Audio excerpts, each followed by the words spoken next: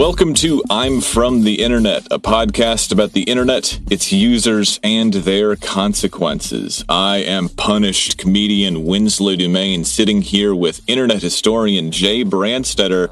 Jay, how have you been, man?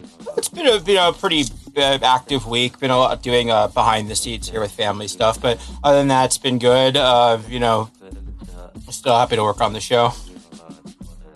You know, I wonder if, like, the guys that work in a theater and, like, the secret stuff that they do, is that still behind the scenes?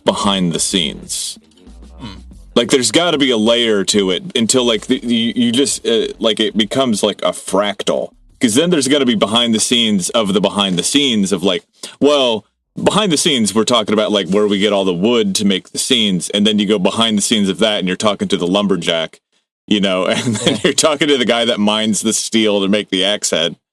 There's got to be layers to it. It's not that funny of a joke. Anyways, if you go above the scenes, you get the rafters. Oh, nice. Yeah, you get where all the sandbags are.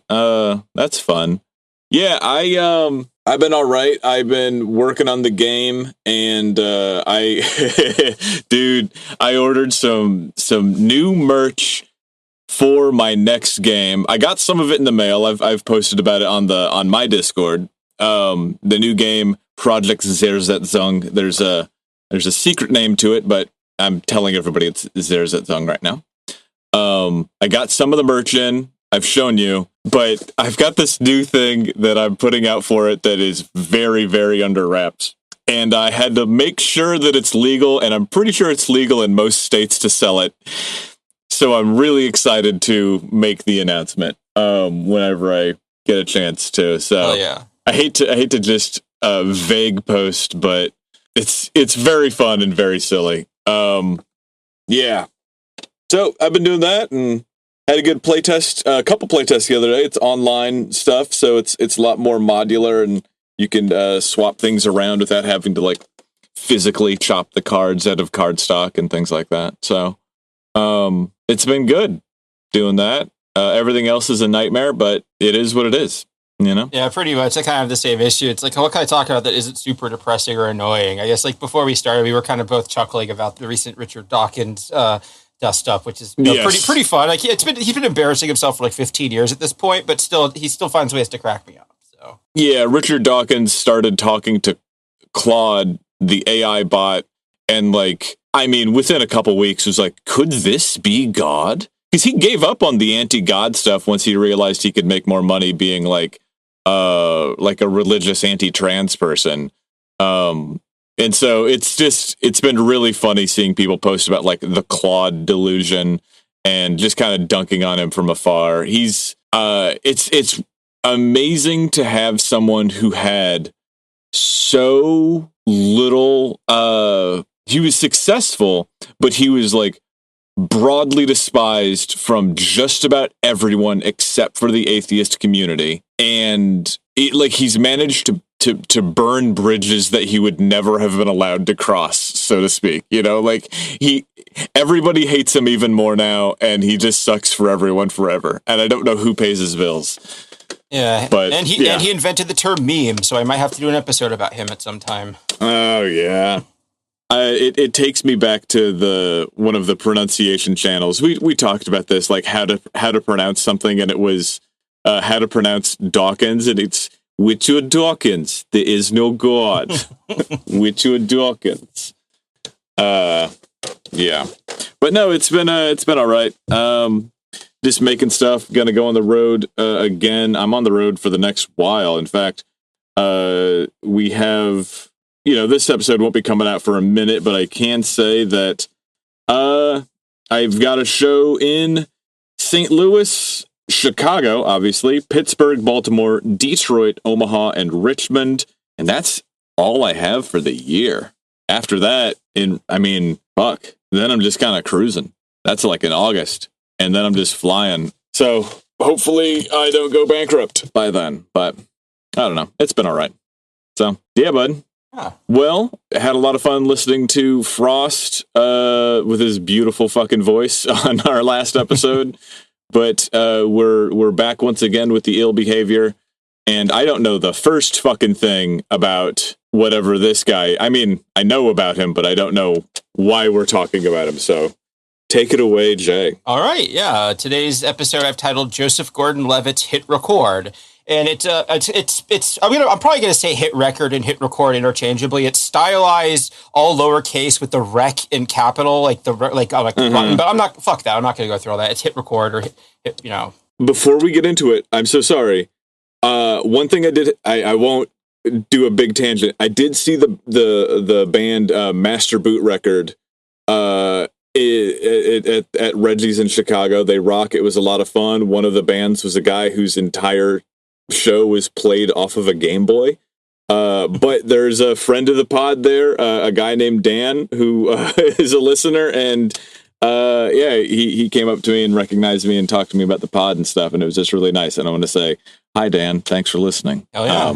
I just said that because I did not know if the band was called Master Boot Record or Master Boot Record. So that's the thing that jogged my memory. That's all. Okay, sorry. Anyways, take it away. That's good. Yeah, I'm glad we just got to shout them out. Yeah, and the sort of image I started this off with is a screenshot from the TED Talks website of Joseph Gordon-Levitt giving a TED Talk titled "How Craving Attention Makes You Less Creative" from April of 2019. And I'm being pretty catty here, but I think that is kind of a look at like where this is going to go. Because we're going to be talking about creativity and the internet and celebrity and how those all intersect. And it's a story that I didn't know as much about as I thought I did. It was fun to dig into. You know, like it's too obvious a joke to make, but you are a Hollywood celebrity who has like you've been on thousands of screens as a Hollywood actor, and you've recorded a professional video of yourself, and it's got 7 million plays, and it's about how craving attention makes you less creative. And it's so good because name one thing you know about the human being Joseph Gordon-Levitt. Not his career, not his movies or stuff that he's been in. I couldn't even name this dude's wife. Like, I'm like, you know, the joke is that like, yeah, you have like these really bland guys and you undress them and it's just like a Ken doll. There's like nothing on them at all. There's just nothing going on. I think that if you take off Joseph Gordon-Levitt's shirt, there's not actually a skin loaded because he's just forearms, neck, and head, and the rest of it are just hot swappable skins. Like if you don't have the texture file for he doesn't have a texture file underneath his shirt, is what I'm trying to say. There's just if you wake him up emptiness. Before he finishes updating, his hair is like a foot off from the rest of him. It's a known glitch. We're working on it. If you like surprise Joseph Gordon-Levitt, he's just a pink and black checkerboard pattern of a missing texture in Gmod. Yeah, every now and then they load one of the lines when he's doing a different character, so he has a completely different accent, but just for one line. It's very odd. If you when Joseph Gordon-Levitt first wakes up, he's like got all like the blurry distant shaders put on his body, like when the game Rage first came out and all of the textures of the game were the blurry far away versions of them. Oh god. Yeah, there's just nothing to him. He's just like, if you manage to like Joseph Gordon-Levitt is room temperature milk. That's what it is. There's just there's nothing going on. But yeah, I mean, tell me about why I should care about this asshole. Sure, yeah. And I used to like Joseph Gordon-Levitt. So this is kind of a fun one too. This is but HitRECord, it touches on several recurring themes from this show. Like it's, about the internet being a career backup plan for entertainers. I know we've talked about that before, especially former child entertainers. Relatively successful creators becoming gurus and experts in their fields when they can't make the next step in it. Like, you reach this level of success, you can't get any further. Like, okay, well then this is where I'm going to camp out and I'm going to be more about reaching the people below me. And also art contests as unpaid spec work. That's a topic that's come up on here a couple of times. That's kind of what this one is focused on. So all those sort of come together in this wonderful little story about, about someone becoming an internet person while they're also becoming a Hollywood person. Yeah. There's a certain type of person that can translate their online success to other types of like major like mainstream media success. Because like I know Will Wheaton and Mara Wilson, and I guess I don't know Brock Pierce that you have listed here as a list of child stars. Like, I know that they have like a strong internet presence, but like, I don't see that turning into anything else for them. Like, it can be a more consistent, like, you know, if you just have like a C-list actor and they start Twitch streaming and they've been in a few movies, people will just watch them to watch, you know, somebody in that movie Twitch streaming or whatever. But you don't see it turn into like the next big thing. Yeah, it's usually like those were people I listed because they're people who have genuine creative interests that just happen to extend to technology. Like Will Wheaton was like early video toaster guy in the 90s. Like Mara Wilson, she's a writer. The internet is just where she puts her writing on. Like, and Brock Pierce, he's a fun one. He was the star of the 90s Disney movie First Kid, where Sinbad is like a member of the Secret Service watching the president's son. And he would go up to become a crypto guy and an Epstein affiliate. Like Behind the Bastards did like a half an episode about him in their Epstein miniseries. And also he looks like he should be a vampire hunter. He's just a very odd person. He does. He looks, I'm sorry, but he looks like 54 of my colleagues at the Oddities Expos. Which is not to say that my colleagues look like Epstein affiliates. That's not what I'm saying. I'm saying that he's stylizing himself as someone who's a bit outre. Because he's got kind of like the wispy stash and beard. It is a goatee. Well, it's not a goatee because it doesn't connect. So it's just a mustache and like a tiny little what do you call it when it's just? I think it's a Van Dyke when you have the mustache and the pointy bottom of your chin, but no proper goatee or beard. Oh, okay. So he's got that. He's got a little bit of a sideburn, a little color to his face, but he's wearing a black shirt and like a broad-brimmed hat. There's got to be a name for it when it's a fedora, but it's floppy. Yeah. It's like an adventurer's hat, but it also looks like he could give you a tour of like a Louisiana ghost tour kind of thing. Yeah. But he's really into having sex with children. So I guess, you know, that's the pipeline of Mighty Ducks to sex with children. I don't know. Weird. God, yeah. That's sort of the crop that like Joseph Gordon-Levitt is part of. He was like a mid-90s child star. He was born on February 17th, 1981, and he's a Los Angeles native. He first started acting when he was 4 years old. He was in like commercials and such. He is a literal theater kid. Like he was starring in theater productions of stuff before he was in actual public school. Yeah, I just like that when you say theater kid, like my instinct is I just was sitting here and I just started shaking my head. Like. And so Joseph Gordon-Levitt, he starts out, he's in like his first big movie. He was in Angels in the Outfield, which was a 1994 Disney movie about angels helping a baseball team win. Just very basic Disney kids movie, not very noteworthy. And his biggest role was probably Third Rock as a child, was probably Third Rock from the Sun, which was a relatively popular sitcom that ran from 1996 to 2001 about a bunch of aliens impersonating a normal suburban human family. Basically the Coneheads without the Coneheads license. I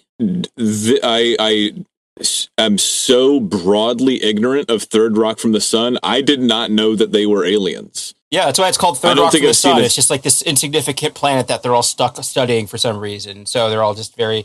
And Joseph Gordon-Levitt, his sort of gimmick is he's the youngest member of the family, but he's the oldest alien. So that's kind of been his thing he's been good at for a long time, is like appearing way more confident and intelligent than he should. Like he's a young child, but he can give the image of being this like experienced alien leader. Yeah, man.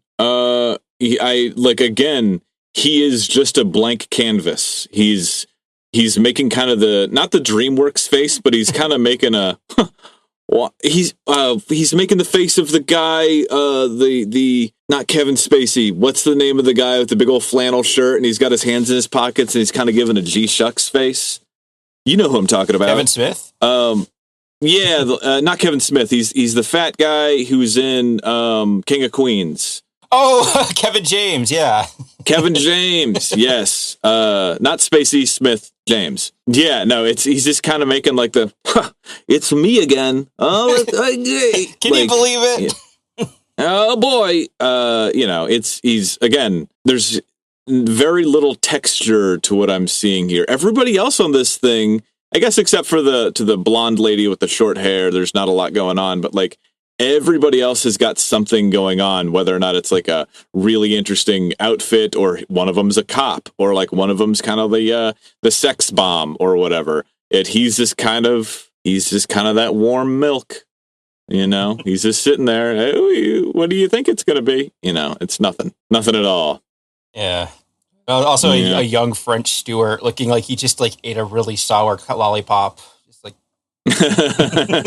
yeah, that fucking vest he's wearing is insane. The 90s were crazy. Like walking through a mall in the 90s is probably the reason that we have so many autistic people now, is that so many of them walked through clothing malls and they just exploded from the overstimulation. Yeah, we didn't have the internet, so we just hang out at the local Cognito Hazard all day at the mall. Yeah, exactly. Just like a throbbing cluster of patterns on this vest. Yeah, I'm against it. Yeah, gosh.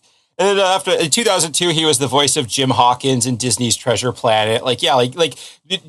Adventure Boy, again, very sort of leading. And but me, as a former movie nerd, I first became aware of him as an actor when he started the 2004 movie Mysterious Skin by Greg Araki. This was him sort of doing his Miley Cyrus Wrecking Ball moment, where he's been in all these cute Disney movies and sitcoms. Well, now he's playing a gay prostitute who was molested by his Little League coach in this indie movie by like an edgy 90s director. And it's a good movie. It reviewed well. It's obviously not like a feel-good movie or a laugh riot or whatever, but like it's well made. The reason why I watched it is because it's sort of like about one of the other character. His thing is that he's an alien abduction guy, because the way he sublimated what happened to him as a kid is by thinking he was abducted by aliens. I thought that was like an interesting framework of like, you think it's going to be a movie about an abduction victim, and no, it's actually something much worse and also like real. Yeah. We say it's not a feel-good movie, but I wonder if actual child molesters watch it and they go, yeah, it's good. It is exactly the thing that we like to do. There was kind of an interesting opposite, or when they were making the movie for the flashback scenes with them as children, they were like, we don't want to traumatize these child actors. So they made up like an entirely different scenario and script for the scenes where they're with their coach.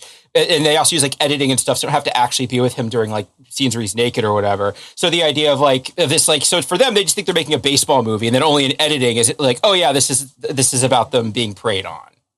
Yeah, I think I've mentioned this before on the pod that it's the hardest thing to talk about, but it is. I think it is something that's really interesting, because I think that skirting laws is always kind of interesting, of like how you can get around whatever law that there is by like having an excuse for it. Kind of like, think of it in South Park, where before you want to shoot an endangered animal, you have to yell, "It's coming right for us," right? I think about like how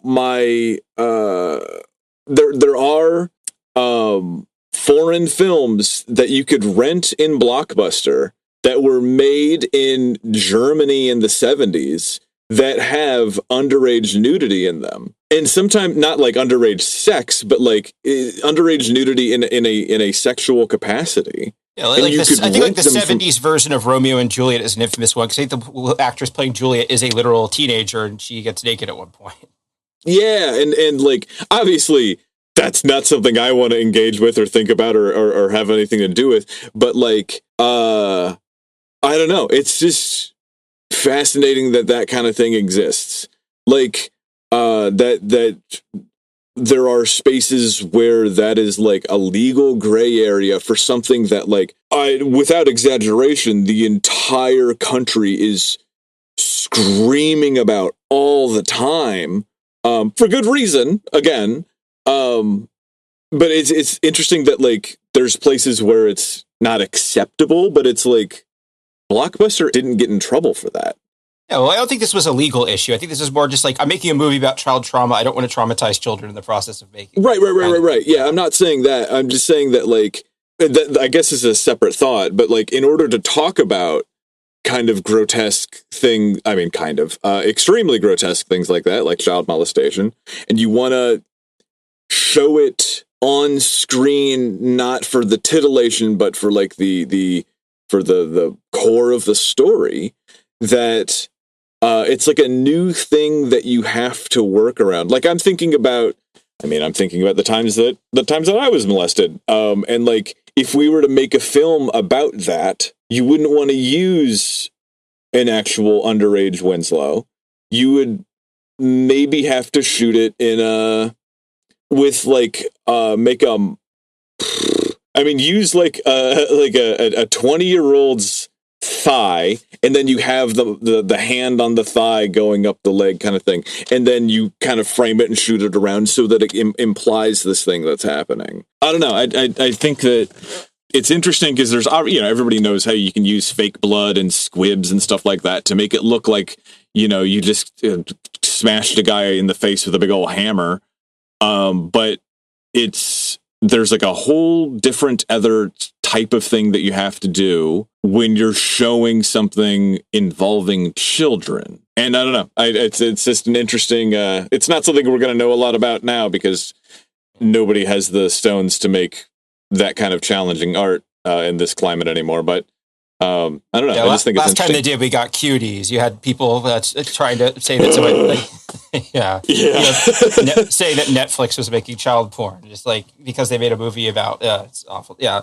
Yeah. Anyways, I guess just sort of wrap this up on a more fun note, I guess a little bit of trivia is like, I remember when they were making the movie The Breakfast Club, there's a scene where the bully character is hiding under the table and he looks up a character's skirt and sees her panties and she kicks him. And the actress did an interview. She's like, yeah, we were teenagers then, so we had to get a stunt crotch for me because they didn't want to film my, they're not going to film my crotch. I'm a high school student. Like, and just like that little thing I never would have thought of before. But like, yeah, it makes sense if you're like, okay, now get in front of this camera and show your underwear. Like, no, of course they're not going to want to do that. Of course you're not going to want to make them do that. It's filmmaking. I'm surprised that they did that for the time that movie was made. That's true. Yeah. Yeah. But also Stunt Crotch is a fucking awesome band name. We are Stunt Crotch. Yeah. Okay. This is a thing that it's not a for sure thing yet, but it is a fun thing to think about. I'm talking with a rather large death metal label right now about potentially doing like some crossover collabs where like I vend at their festivals and like help them sell some of their backlog and stuff, which could be really fucking fun and cool. But there was talk about having me do stand-up at metal shows. And I think that it would be really funny because like I have a bunch of like death metal jokes and like really extreme dark jokes that would work in a metal audience. But I also for sure would want to introduce every band as, ladies and gentlemen, Sleep Token. And just bring, no matter what they are, just Sleep Token. It'd be really surprise appearance by the Slipknots. Yeah, the Slipknots. Whoa. Yeah. That would be fun. Would rule. I hope you get that. That would be a lot of great content for the podcast too, I'm sure. Oh boy, yeah, that would be so much fun. Yeah. I guess back to JGL. And then in 2005, the year after, he's the star of Rian Johnson's breakout movie, a neo-noir called Brick. I remember seeing this when it came out. And yeah, this was like, if you were like a movie nerd in the 2000s, this was like, this was one of the movies that blew up on DVD, where it was like, especially if you were like in high school, you'd be like, hey, have you heard about this movie? It's about a high school student who investigates a murder, but he's like an old-timey detective, but it's modern times. It's weird. Like, it's a good movie. It holds up. I like Rian Johnson a lot. I know some people don't, but I dig what he does with his movies. Yeah, I haven't heard anything about it, but it's I don't know. It's an interesting cover poster for the movie. I admire any art that doesn't tell me everything it's about at the first thing. If you're confident enough to just give me a question mark or to pique my interest, that's awesome. I had recently. This is going to sound. I don't know, mean, but recently I saw my game on a shelf with a bunch of other games at like a game library.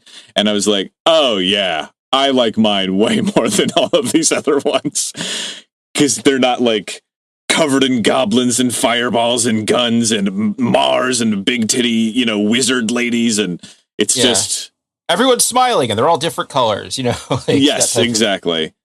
Yeah. I mean, like you have the actors on it, but like, it's just a picture of a hand in a few inches of water, and it looks like implying that somebody's lying face down in a pool of water. And there is a little tearaway where there's some of the other actors in it, but they're not listed by their names. They're just listed by the I guess the names they play in the film. So it's a lot more subtle than a lot of the other more modern stuff. Yeah, I enjoyed that a lot. And then 2005 is also when HitRECord was actually first started. Joseph and his brother Dan started the website because this was before YouTube existed, and they wanted a place to post their videos that they were making together because they were like both creative. Also, a fun thing about his brother Dan, he was also known as Burning Dan because he was a fire spitter. So that's him on the left with the white guy dreads.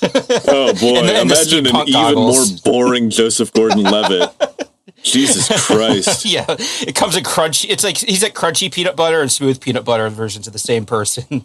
Yeah, I mean, just like he just looks like if there's a loud sound in the room, he just collapses into a pile of laundry. Like he just completely just vanishes on a chemical level. Like the way that like a vampire could turn into a bunch of rats, he could just turn into a bunch of nuggets of weed that blow away in the breeze. Yeah, exactly. That's funny. But I did dig it up, actually. So, yeah, you can go on archive.org and find the original 2005 version of HitRECord.org, brought to you by Joseph Gordon-Levitt. He was in his early 20s at this point. But, yeah, like I remember seeing like some small filmmakers who had sites like this at the time. And, yeah, a QuickTime movie. When's the last time you downloaded a QuickTime file? When's the last time you saw anything? It's a 3-minute, 29-second movie, which, or film or video, whatever. And it's 15.5 megabytes. Oh man, that thing! You could play that thing on a Java. You could play that thing on a parking meter. You know what I mean? You could use that as your avatar on a forum. Jeez. Yeah. Exactly. Yeah. God. Yeah, he's just like Sugar Town Traders, a short film he made, a little thing. Like this is the thing. He likes to make these little projects and put them online. This is a thing that he's kind of always been doing as long as he's been online, basically. Mm-hmm. That's how it starts, and also it's like a very simple website, like a dark blue background. It's like trichromatic. It's dark blue, white, and red, and usually so like dark blue background. The rec is red, also the way they style it, it's a .org, and the O in org is like the circle, the blinking circle when you record. He's very into this idea of like he's like, well, we're recording stuff, but it's very very circular type thing. But anyways. 2007, that's when they add a message board. And this is when it starts not just becoming like his personal art site. It actually has its own little community now. Like I actually dug it up. And like he calls records like his art, and basically he's like, here this section's like my records, your records, others' records, other than records. Like it's like, I'm posting my art, you can post your art, we can talk about other people's art. This is all about just making and appreciating art. This is very kind of like, and it's not super big either. Like I even jumped ahead a year or two, and they only had about 2,000 registered users in the 2007. So this was like a relatively small community for what it was. I mean, I guess at the time, well, I don't know. I mean, because there were still plenty of people making short films on the internet. So there were a lot of people, but yeah, this is still would be very much a niche community. Yeah. That's 2000. So now we skip ahead a little bit to 2010. That's the year that Inception came out, where he was one of the main characters. And he's just like a Hollywood star. Like he had some hits before that, like 500 Days of Summer, but this is where it's like I remember at the time as a movie nerd, a lot of people were speculating that he was going to be like my generation's next leading man. Like it was like, no, fuck Shia LaBeouf. That guy's annoying. Joseph Gordon-Levitt. That's the guy who's going to be the cool new leading man we all rally behind. Like, so just very much of the time, of the moment. And, Yeah, that didn't work out. Yeah. But so 2010, Inception comes out, and also the Gordon-Levitt brothers launched HitRECord now as an open collaborative production company, and they started promoting themselves at film festivals. I'll explain what their business model was a little bit later, but I was able to dig up one of the old Sundance 2010 flyers he handed out. Which also, every single promotional thing for the site has either his picture on it or his name, but going forward, it's always his picture on it. Also, yeah, it's like I used this like posterized filtered GIMP before. I recognize this. It's very low rent. Yeah, it's like if it wasn't for him standing, because it's a super ultra close up of like an old early digital camera, and so like it's a close up of the button that the big red button that says rec, and all the text on it is fine. It's it's like an Arial black font, but then there's this like really shitty posterized version of JGL holding up the rec button. And boy, it looks bad, and it subtracts everything else. I know that you need to put your face on it, but like, I don't know. I don't like this idea of like a little Lilliputton Joseph Gordon-Levitt that you can just keep under your thimble at night so he doesn't run around and eat your cheese. That's how tape recorders work. You hit record, then a tiny little Joseph Gordon-Levitt starts recording it on the tape. And God bless him, you know? Yeah. And so October of 2010, unfortunately, this is when his brother Daniel is found dead in a hotel room from an accidental ketamine overdose. So, gotta admit, very unsurprising given how he looked. I guess if I had to pick a drug for an overdose, ketamine would be my first guess. Yeah, I mean, like, I didn't, that was when you said found dead, I was going to say either, like, ketamine or, like, he accidentally, like, set himself on fire. But, yeah, that makes sense. He mixed up his ketamine in his lighter fluid. It did not go well. Yeah, Jesus Christ. But also, one of the reasons I mentioned this is because he did help found the site. So part of why JGL seems to be so attached to the site is because it was like one of his connections with his brother after he's gone. But also, this is like the first time we kind of see some cracks in JGL's cool and collected image, because years after the fact, like in 2012, there's a cover story on GQ, and they had one line where they say that his brother died of an alleged drug overdose in 2010, and he like publicly feuded with them over it and did like a whole like on HitRECord, he had they called Burning Dan in GQ, and talking about how it was factually incorrect, even though it's literally what the coroner's report says. Like, if anything, them saying it was an alleged drug overdose was them giving him some leniency instead of saying, like, he died of a ketamine overdose, like I just did. Yeah. I don't see what the point in fighting that is. I don't know. It's like, it doesn't make it less tragic. Like, yeah, if exactly. If you have evidence that it wasn't a drug overdose, please put it forward. Maybe it's unnecessary for you to do so, but like, I don't know. I don't see what the problem is, but I don't know. It wasn't my brother, so I don't know how he feels about it. Like he doesn't like it, so he's like, no, don't say that, even though it's what's happened. Yeah. But anyways, so that's 2010. And then the first couple years of the 2010s after that are JGL shooting his shot as a leading man post Inception. So like in 2012, he has 4 movie credits. 2 of them are leading roles. And he also has a supporting role in a Steven Spielberg movie and a Christopher Nolan movie. Now, 2012, he plays Abraham Lincoln's son in Lincoln. He's the star in Premium Rush, which is an action movie about bike messengers in New York. He's the lead in Looper, which is a pretty good time travel movie by Rian Johnson. And also, the fourth one was Robin. I thought I had a screenshot. Yeah, that's it. And he's Robin in The Dark Knight Rises. So yeah, like he's in all these movies. He's 2 big directors have him in their movies. He's co-starring with people like Bruce Willis and Daniel Day-Lewis. Like, this is him. Like, this is, if he's gonna make it, this is it. And on top of all this success, now 2013 is when his debut film as a writer/director comes out. So I have his blog post announcing it. Would you like to read it for us, Winslow? Let's see your take on it. Yeah. Exciting news. And then it's the smiley face that is a colon, a lowercase o, and a capital D. So it's like you got the nose in there too, which is the boomerist way of doing smiley faces right now. Okay, so keeping that in mind, it's like the cute smiley face with the nose. I'm super stoked to announce that Don John's Addiction, the movie I wrote and directed, just closed a really great deal, and it's gonna come out all over the world. This movie was made traditionally, as opposed to our collective collaborative process here at HitRECord.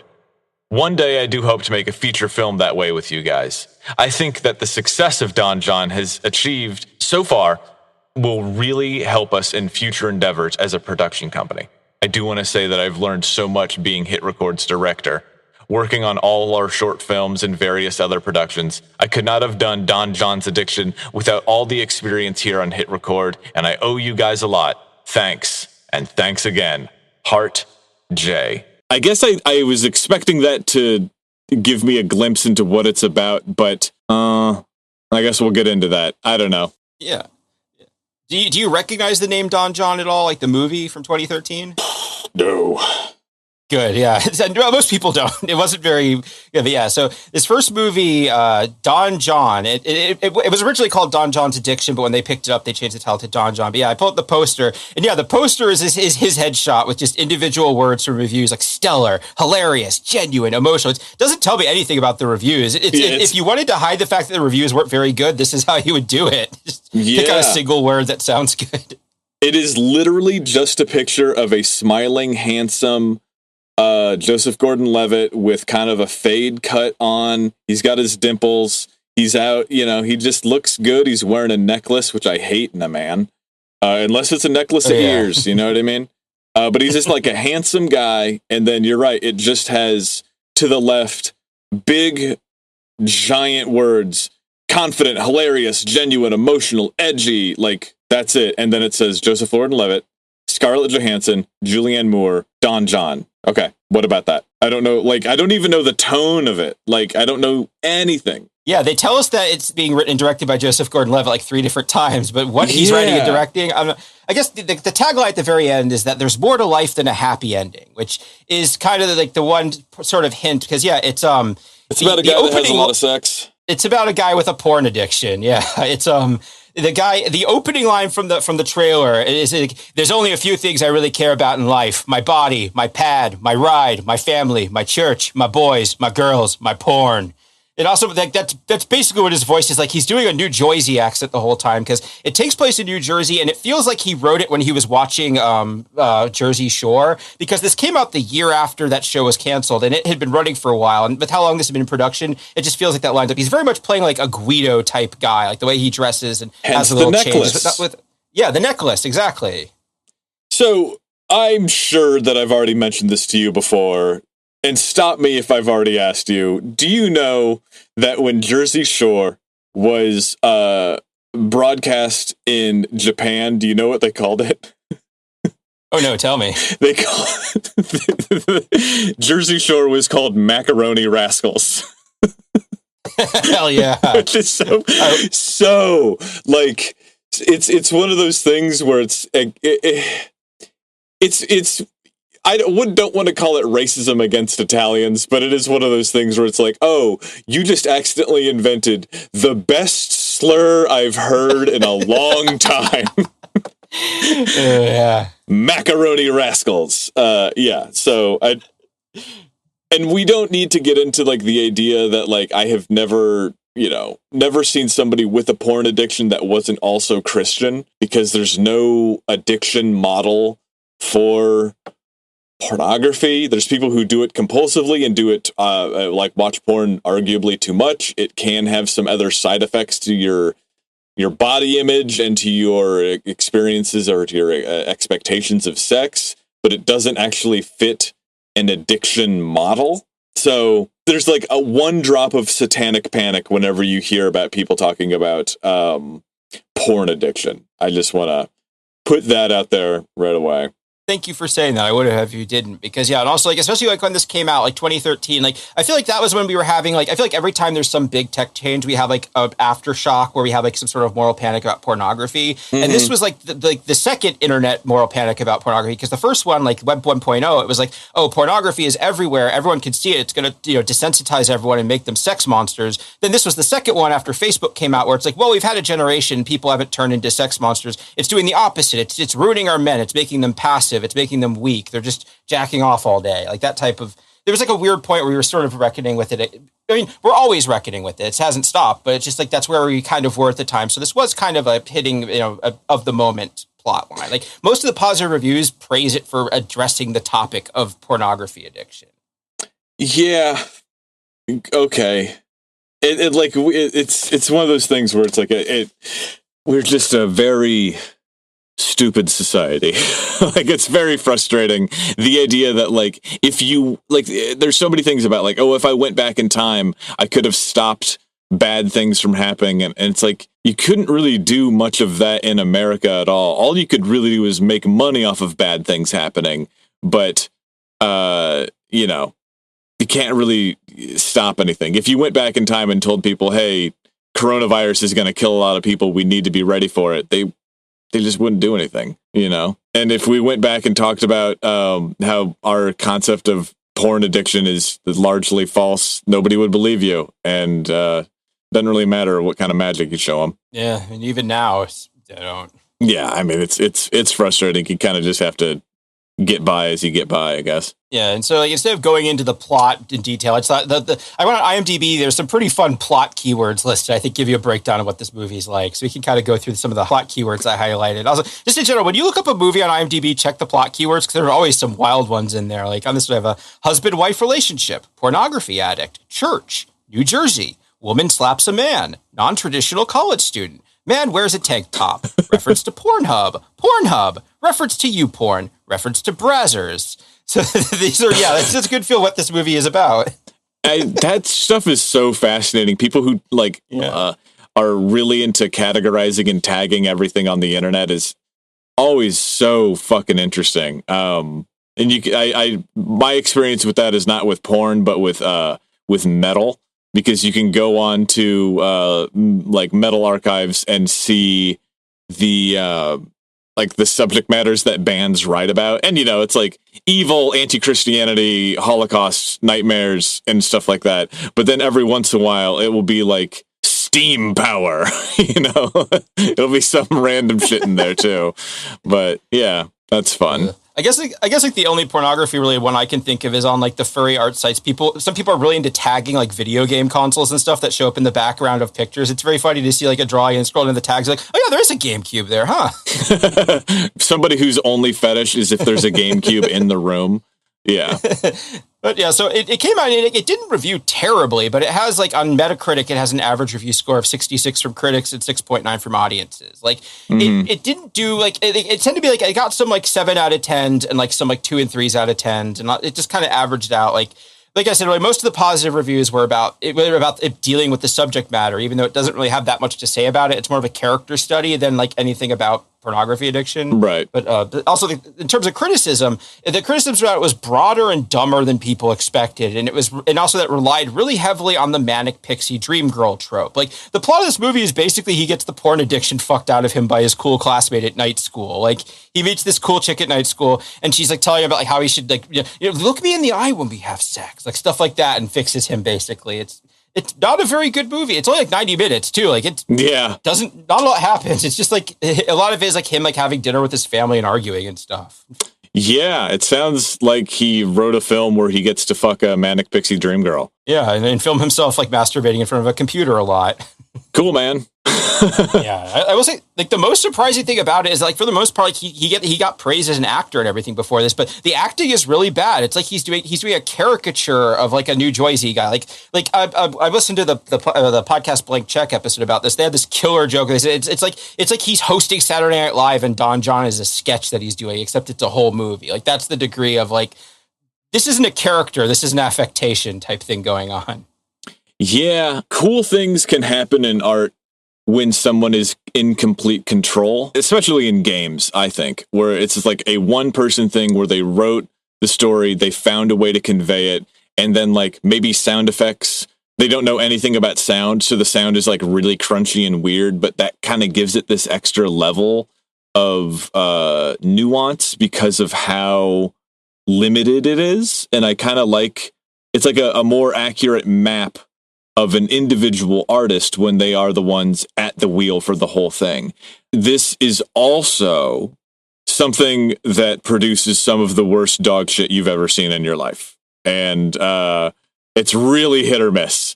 But yeah, when you have somebody who's trying to do both direct and act, it's like, sometimes it's because they are a visionary and other times it's because no one else wants to work with them. But it made fucking money. It made $36 million. I mean, $41 million worldwide on a $5 million budget. So that's a hell of a fucking win for him.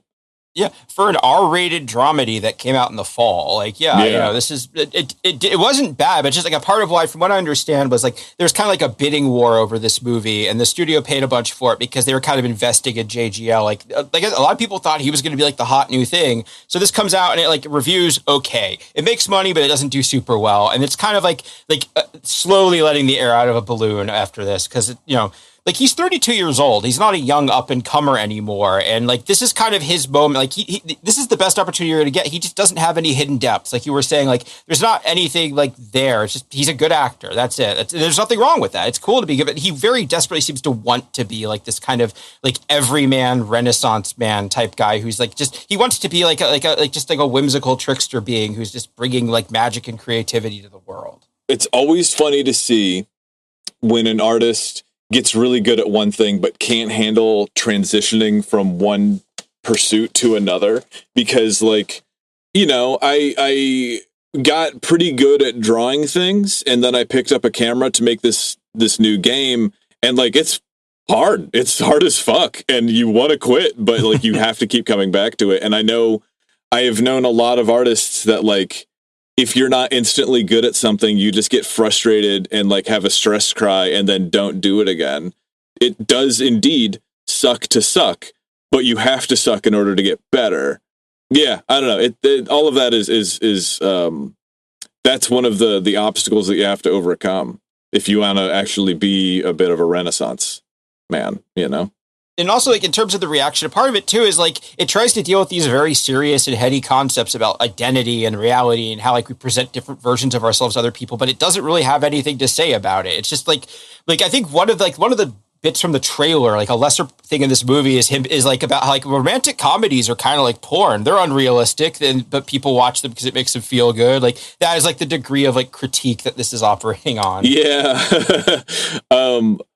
Blank thing, like normal thing is like super taboo thing is always a very funny, like sophomore point that you see people make. And you see it all the time. You know, like music is kind of like a magical ritual. It's like, no, it's not. It really isn't. Two things can make you feel things without them being the same thing. You know, romantic comedies are not like porn. Yeah, and also the gender essentialism at play is very funny. It's like dogs are boys, cats are girls. Yeah. Boys jack off to porn, women jack off to romantic comedies. Come on, that's how it works. It's gender stuff. We all learn this. Yeah, exactly. It's kind of silly. Very, yeah. And just like, so yeah, after this, like, his last big starring role is in 2016, Oliver Stone's Snowden. He plays Edward Snowden in it, which, like, I've never seen it, but I mean, he kind of looks like it. It seems like a fine role. It's Oliver Stone. I don't really like him very much, so yeah. probably not gonna. But yeah, that was his last big role about a decade ago in movies. And he acts the entire movie without opening his mouth. Like, the entire movie, it's just him going like, I have all these files, and I need to get them out in order to tell the world about the files that I got. Like, he's really trying to do a character piece with this, and it is as boring as you think. Yeah, like you know, it's like, even in hindsight, like, one of the things about Looper is like he wears like these prosthetics to make him look more like Bruce Willis because it's a time travel movie. He's supposed to make a younger. He seems to be very much into that whole like, oh, I need to vanish into this role. I need to transform. You know, that type of. I could see him being into that. Like, I'm not saying that he's not talented, but I think that if he really truly hung out with artists who actually vanish into their work in a way that's kind of like scary and weird, it would terrify him. Like, you see what's his face? Who's that pervert who played Joker, who like was sending people dead animals and shit? What was his name? Jared Leto. Jared Leto really wants to be a freaky auteur creature artist. All he is just a sex pest. So he like there's no real depth to him. So that's why he does all of these affectations that we assume are like affectations of like a really serious artist. But all it is just him being like an asshole. And Joseph Gordon-Levitt, I just think that if he were to, I don't know, go see like an early Shining show, or go watch Watain and watch these guys smash beer bottles on stage and like cut huge lines across their chest in order to perform their metal louder. It's like, go and see the real out there art, and you'll see more of the stuff that you're trying to do, which is you want to do something weird and have some texture to yourself. And you know, you're just too smooth, Joseph. Like, you're a nice polymer sheen around a man-shaped object. Like, there's no texture to you, man. That is true. And you got him interacting with artists. Like, a fun bit of the lore behind Don John is like when he was working on Inception, he was talking about it with Christopher Nolan, and Christopher Nolan told him like, acting and directing at the same time is really hard. You shouldn't do that unless you're really sure like how you look on camera. And he just ignored the advice of this. Like, he bragged about talking about the movie with the guy. He didn't mention the fact that he explicitly ignored the advice he gave him. And then when the movie came out, everyone was like, yeah, you shouldn't have written and directed this at the same time. Like, yeah, I mean, write it and then act in it, maybe, but like definitely have somebody else behind the camera, you know? Yeah, I mean, we can't all be Markiplier, unfortunately. Yeah, though we try, we yearn. Yeah. And so and he's done voice roles since then. He's kind of like a minor voice actor now. He's done a few cameos, but by and large, this is when HitRECord becomes his focus. And also he does have a couple kids in the late 2010s. So that's, another good reason to maybe not act as much, but it does for all intents and purposes look like he was put in movie jail after Don John turned out to be a disappointment. Mm-hmm. Yeah, but so this is when he starts going by Regular Joe and HitRECord Joe online, really leaning into being this sort of populist everyman of creativity. And I dug up the old HitRECord site from around this time. Like, it's right in front. Hello, Regular Joe here. Want to work with us? And it's him sort of doing the Neo come hither Matrix pose, holding a camera. Okay, help me understand what the purpose is for a camera tripod that's just the stick that goes into the ground. That the monopod, I think they call that. I don't, because why would I want that? Wouldn't it wobble to the side and forward and back? It stops you from going up and down, but why would you want that over a tripod? I don't, I see that every once in a while. I'm like, I don't know enough about cameras to understand that. Yeah, that looks like a staff used to summon cameras. Yeah, exactly. Using them. It looks like a cane from a camera pimp. Yeah, Gandalf the 30 millimeter. Yeah, it's like what Larry Flint walks around with. Yeah. Yeah. And he's focusing on HitRECord, and he also gets really into growing HitRECord social media brand through a combination of creative inspiration, basic Facebook engagement tricks, and sort of aspirational / motivational content. This is when I first became aware of HitRECord, was he'd post stuff like this. He'd be like, write a happy story in exactly 4 words. It has 42,000 comments because anybody can be 4-word story based, get engagement on it. He just does so much of this stuff. Or got a good caption for this frightening skyscraper scene, staring emoji, add it here. And then a picture he took from someone and he mentions their name in it, but doesn't link to them. It's just engagement slop. It just is so revulsing. It repels me so much. And posting it is have you no shame, sir? There's that, but then seeing people reply to it is motherfucker, is this your first day on the internet? Henry Winkler can post whatever the fuck he wants. He's 1,000 years old and he's the Fonz.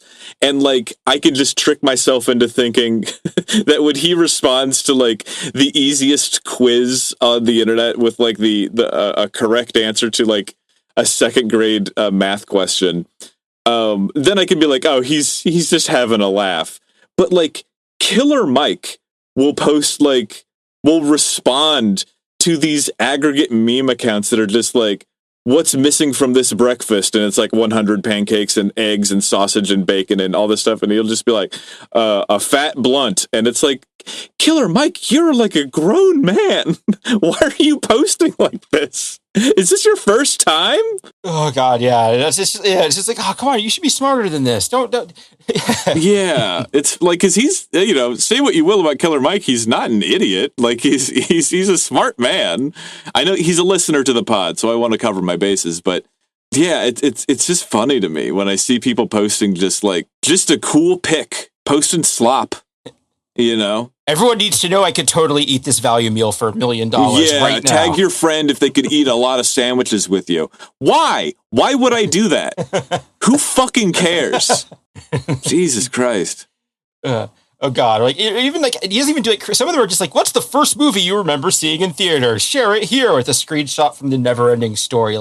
Not even just some of it is even ostensibly creative. It's just motivational garbage. This is very Instagram type. And these are when was that posted?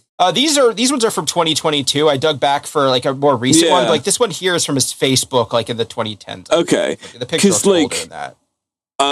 This is very early internet posting of just slap I just I'm wondering if this is actually him. It's probably not actually him posting, right? But yeah. I wonder if I don't know. I guess I just wonder to the degree to which that he's consciously just trying to instigate a follow and get as many impressions as he can so that his next thing can work. Because I will do that where I will post a story that's got a question and answer thing send me recommendations for X or Y, that will get a lot of clicks, and then it'll promote me higher in the feed. And then I will underneath that, I will add, like, also come see me at this show, right? So I'm wondering if he's consciously doing that, or if he's just like, I'm gonna meet the people by asking people what their first movie in theaters was, which is not actionable information at all. You know, it's just like almost every movie is gonna be somebody's first movie. Yeah. Exactly. It's like, it's this actor's birthday. I'm going to wish them happy birthday because somebody probably likes that movie, and they'll be like, I recognize that actor. Click. Yeah, Jesus Christ.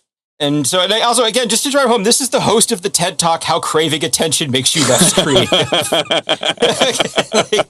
I know we led with that, so I really want to reinforce that How Craving Attention Makes You Less Creative guy is, he's illustrating it, I guess, in a way. Yeah, and it's also just funny that, like, you had that at the start, and it's literally, you just put the same image further down in the Word document, which is just really funny. Yeah. But, like, just to be clear, this is the guy talking about how craving attention makes you less. The least creative person is I mean, to his credit, the most boring person in the world tells you how to be more boring by doing the thing that they did. And it's like, man, you're right. Watering down your beer makes it more watery. Thanks. Yeah. And I think we're about halfway through the document. We're about an hour in. We're going to find out that there's actually sort of an insidious reason behind why he's trying to convince people not to care about attention that their art gets them. So we'll talk more about what HitRECord actually does, why it sucks, and what he's up to now. Oh, perfect. Okay. Well, we do our recommendations at the very, very end of the episode. But before we get there, thank you for listening. You can find us at IFTIPod on Twitter, IFTIPod at gmail.com. Send us your ideas for episodes. Give us a like. Give us a subscribe. I was very surprised to see how many 5-star reviews we have. That's so sweet. Thank you all so much. We also have a Patreon with bonus episodes with tons of free stuff. And the rest of it is all just $1 a month. Just hop on and just give us that $1. Later today, I'm going to be uploading 2 new bonus episodes. One was us talking about the first websites we can remember going to, and the other one was just more of like a conversational one. Every now and then we do one, which is kind of like, I didn't write anything, but let's catch up on life and see what's going on. Yeah, so that's sort of a round table, I guess. That's us talking about the first movie that we went to. So doing the exact same thing that JGL is doing here, but we were soliciting other people to tell us. Yeah. Yeah, so check us out there. That's all very cool. Patreon link is in the bio. And you can find me at winslowdomain.com. I've got my new game up there, The Restless. I've got a ton of other new stuff, some stuff that I haven't even like properly announced yet. So if you want your first dibs on any of that, please check it out. I'm at Winslow Domain on Twitter and at Calculations on Instagram. I also have my Discord, and if you want to play my new game, my new game that's not even out yet, I'm looking for playtesters. Just hop on my Discord and let me know that you're interested in playing. I'd love to hang with you. And Jay, where can they find you? I'm Jay Brandstetter on Blue Sky, and my link tree is in the show notes. Awesome. Well, do you wanna do your rec first? Sure, yeah. My rec was, I did mention it earlier, but the podcast Blank Check, if you want more about the movie side of JGL and Don John, they did an episode all about Don John, because the gimmick of the show is that they focus on individual directors, and this is the only movie that JGL has ever directed, so it's a very funny bit to just do one movie on the guy, because they wanted to talk about how weird it is. But yeah, if you want to learn a lot more about the Hollywood side of that, I don't really follow that show very much anymore, because they kind of ran out of directors that fit the premise, and now it's just like talking about popular directors. But good show, good host, fun time. So yeah, the Don John episode of Blank Check podcast. All right, cool. Well, I will give you a confirm on one of your previous recs. I did watch the what is it, SD signifier or FD signifier? Yeah, FD signifier. Yeah, I watched his video on Tyler Perry, and it rocks, dude. It's so good. It's so illuminating. Like that, like black media for black people, like top to bottom, like it is just like about black culture is a big blind spot for me. And it was just really illuminating and very like thoughtful in how he approaches every aspect of it, because it is like the needle that he threads in his criticisms of the like black excellence as a concept it's just really, really interesting. So it's a YouTube guy that you recommended. It's just called A Short Video About Tyler Perry, and it's 4 hours long, but it's really good, and I really enjoyed it. So I would say check that out. Yeah, I've watched.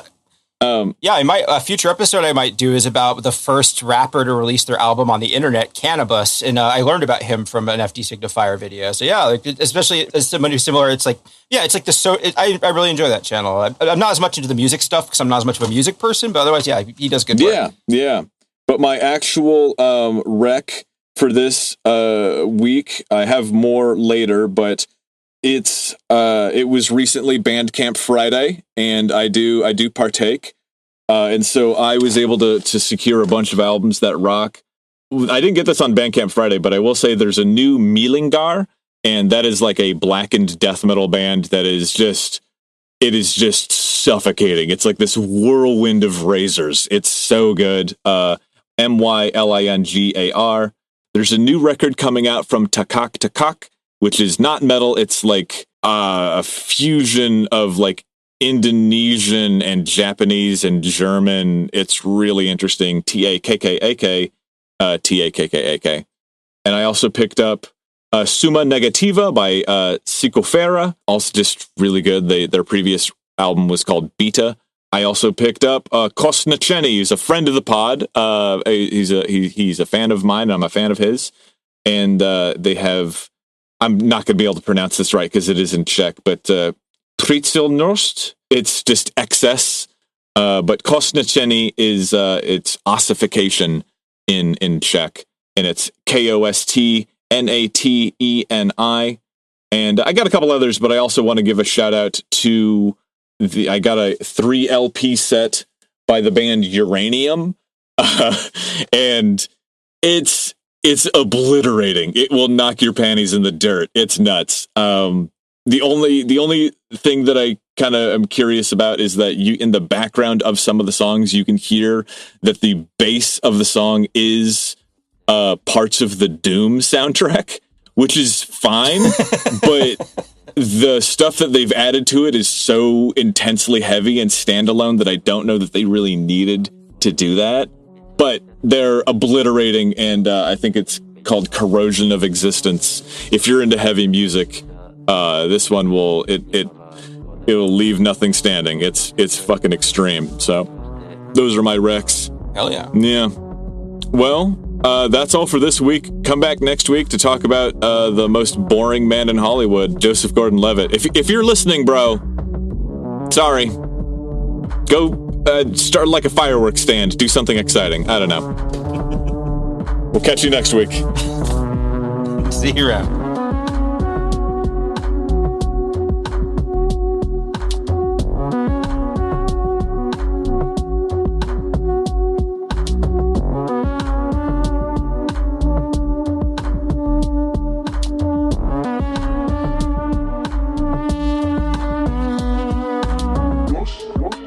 I'm From the Internet is created by jaybrandstetter and Winslow Domain.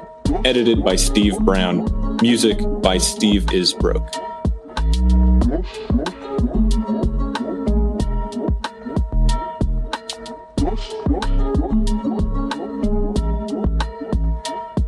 I know who you're talking about. Thankfully, I'm not remembering his name right now. Yeah, fuck, this is embarrassing because this is like the one thing that we should know. He's got a cult. He's in 30 Seconds to Mars. How are we? Blade Runner. He was in the new Tron. Yeah. Tron Ares actor. Steve, cut this part out.